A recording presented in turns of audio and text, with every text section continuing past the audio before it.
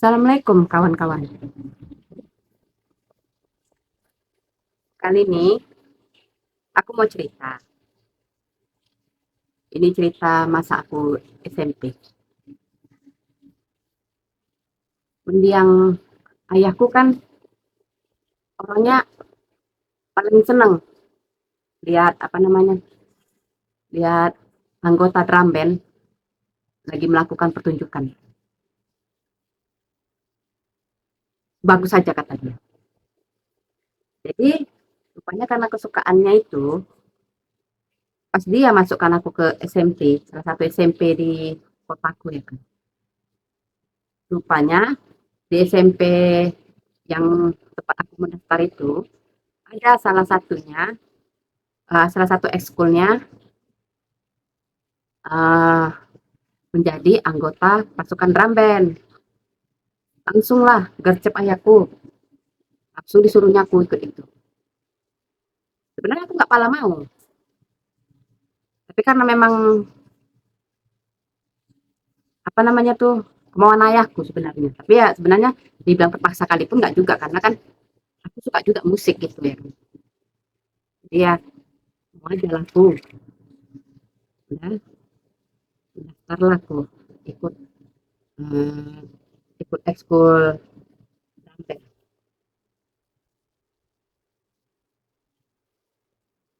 Waktu itu nama guru drum band kami, kita sebut aja lah namanya Pak Yanto ya kan. Baik orangnya, baik kan, orangnya disiplin, tepat waktu, tegas gitu loh. Tegas tapi bukan tegas yang kayak mana aku bilangnya. Kadang kan ada orang itu saking tegasnya ngomongnya kasar gitu ya kan. Dia enggak, masih dengan bahasa-bahasa halus, bahasa lembut tapi tegas gitu.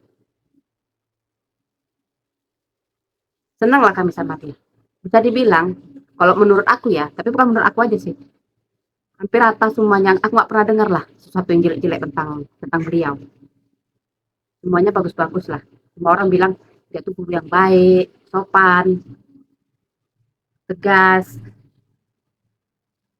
sabar apa namanya itu, ngajari kami gerakan-gerakan drum band tuh ya kan. Sabar sih. Jadi adalah beberapa kali melakukan pertunjukan.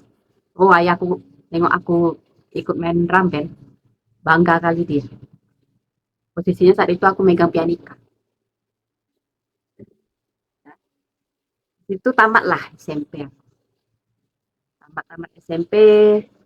Habis itu aku lupa kelas 2 apa kelas 3 SMA ya, aku lupa. Ketemu aku dengan ini, kawan lamaku, kawan sesama SMP lah. Jadi posisinya aku lagi belanja lah, lagi bukan belanja sih, maksudnya jalan-jalan sama kawan SMA aku ya kan, kelayapan kami. Pergi ke ini apa namanya tuh, hmm, ke Gramedia. Kelayapan kami situ, rupanya ada kawanku itu, kawan satu SMP ku di situ. Tegur lah dia, udah tegur-teguran cerita-cerita, ke sekolah di mana sekarang? Ya aku juga nanya aku sekolah di mana. Udah, akhir dia bilang gini, Yun, kau udah dengar kabar Pak Yanto? Pak Yanto, aku bilang, iya guru ini, guru drum band kita. Enggak ada dengar, aku kenapa emangnya? Aku bertanya gitu ya kan. Ih, dari pecat dia loh, katanya. Dari pecat dia dari, apa namanya tuh, SMP kita itu, katanya. Loh, kok bisa? Aku bilang. Iya, katanya ada siswi yang mengadukan si Pak Yanto ini dengan tuduhan, itulah, katanya dia mau digituin sama si Pak Yanto. Tapi nggak tahu entah udah terjadi atau belum, nggak tahu lah. Pokoknya katanya mau digitukan lah dia sama si Pak Yanto ini. Terkejut lah aku. Ah, masa iya aku bilang. Iya kayak gitu katanya. Itu udah nggak di situ lagi. Kan adik-adik aku juga sekolah di situ. Ya rupanya adiknya masuk situ. Adikku gitu. Yang tuh udah nggak ngajar terampil lagi di situ. Ya tuduhannya ya itu. Katanya melakukan inilah tindakan tidak senonoh, tidak sepantasnya terhadap salah satu anggota terampil di sana. Katanya nggak percaya, jujur nggak percaya. selama di masa bimbingan dia, kami bermain drum band, aku sama sekali nggak merasakan sesuatu yang salah sama dia. Tangannya pun nggak ada tuh ceritanya nyenggol-nyenggol kami, matanya pun nggak ada tuh pelerak-pelerok kami dari ujung kepala sampai ujung kaki, nggak ada. Wajarnya guru lah mengajar. Jangankan aku, kawan-kawan aku yang lama begitu aku eh, beberapa lama kemudian aku jumpa kawanku ceritakan kayak gitu. Rata-rata orang tuh nggak percaya. Karena Pak Yanto ya kayak gitu penilaian kami. Kan baik, sabar. Nggak ada lah pokoknya menunjukkan gejala-gejala orang kurang ajar tuh nggak ada. Jadi ya memang waktu diinterogasi sama pihak sekolah cerita kawanku ini, Pak Yanto nggak ngaku. Dia nggak merasa melakukan hal-hal nggak pantas lah. Seperti apa yang dituduhkan di anggota drum band ini sama dia. Jadi apa namanya? Sampai bingung ya kan kok bisa kayak gitu ya kan. Kalau memang benar ya jujur aku sebagai mantan orang yang mantan siswa yang pernah diajari dia jujur aku kecewa lah salah satu guru favorit aku gitu ya kan melakukan hal-hal nggak terpuji gitu ya jujur aku kecewa gitu loh karena tapi kalau mau percaya berita itu 100% ya jujur aku nggak bisa juga percaya karena apa yang kurasakan saat bersama beliau dengan apa yang diceritakan si mahasiswi ini ya berbalik apa namanya itu 180 derajat banting gitu beda kali.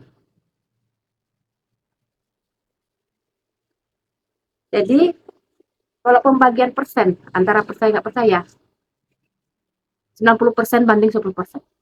90%-nya aku percaya sama Pak Yanto ini. Kalau 10%-nya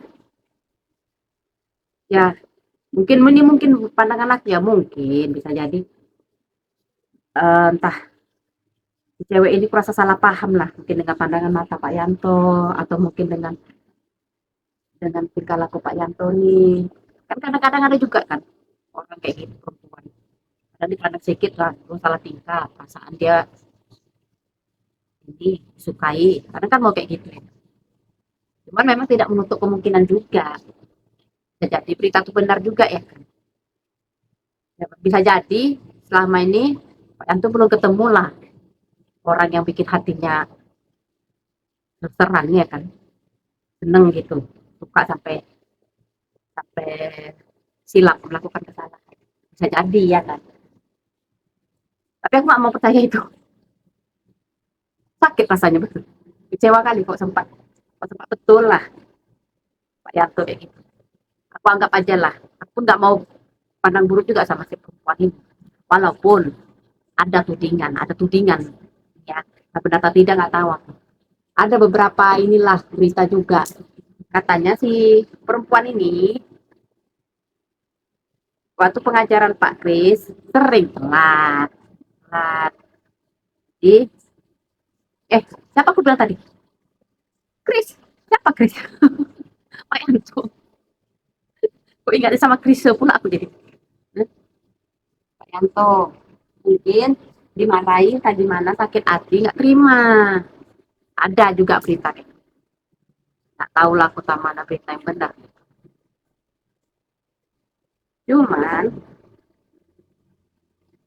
waktu itu memang sebenarnya cerita kawanku ini kan sebenarnya pihak sekolah pun nggak percayanya sama itu sebenarnya tuduhan si anak ini. Cuman masalahnya orang tua si anak ini kayaknya ngotot gitu. Katanya apalagi di tahun 90-an itu kan apa namanya nggak ibaratnya yang namanya CCTV itu belum terlalu ini ya kan. Apalagi di sekolah kami nggak ada CCTV. Jadi orang tua si anak ini ngotot lah minta si Pak Yanto ini dikeluarkan. Nggak boleh lagi ngajar situ. Jadi kalau enggak nanti kami sebarkan lah berita-berita apa pusat tentang sekolah ini. Itulah ancaman orang tua si anak ini. Jadi pihak sekolah mungkin mati langkah. Udahlah cara bicara sama Pak Yanto, ya udah Pak Yanto ngalah udahlah kalau memang saya harus dipecat. Mana lagi mau dibilang ya kan. Keluarlah Pak Yanto dari situ. Sekarang aku nggak tahu nih Pak Yanto kabarnya gimana, soalnya lama kali kan. Posisinya pun waktu dia ngajari kami pun umurnya pun dah lumayan itu hampir 60. Jadi kalau aku bilang pun sekarang masih hidup, aku masih hidup waktu itu kelas. Kita anggaplah umur aku 15 tahun. Umur aku ya sekarang udah 40 tahun, 25 tahun.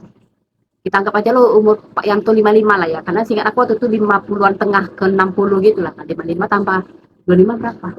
Pun masih hidup Bapak itu 80 tahun loh sih.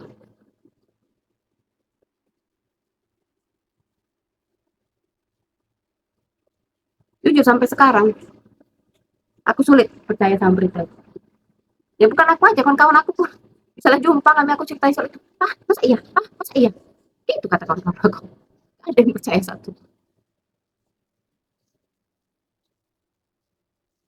Jadi itulah ceritanya kan, mungkin bisa jadi si anak ini sakit hati, nggak terima, mungkin dimarahin Pak Yanto karena sering telat itu dia, bikinlah dia berita-berita bohong gitu. Nah, terus orang tua si anak ini dalihnya ya gitulah, nggak mungkin anak kecil berbohong, anak kecil SMP kok kecil, itu ceritanya. Ya terlepas dari benar tidaknya, walaupun aku berharap nggak benar ya, karena si anak perempuan itu pun punya motif ya kan, untuk melakukan kebohongan itu punya motif ya. Ya, aku berharap aja lah nggak benar, kalaupun benar ya semoga lepas kejadian itu Pak Yanto janganlah melakukan kesalahan itu lagi, walaupun terus kalau memang pun itu memang berita bohong, semoga si anak perempuan ini sadarlah kesalahannya. Salah aku ya, kalaupun berita itu bohong gitu ya kan, si perempuan ini pura-pura mau diapain ya, semoga cepat sadar aja lagi, jangan melakukan hal-hal jangan melakukan fitnah terhadap orang-orang sampai menghancurkan karirnya.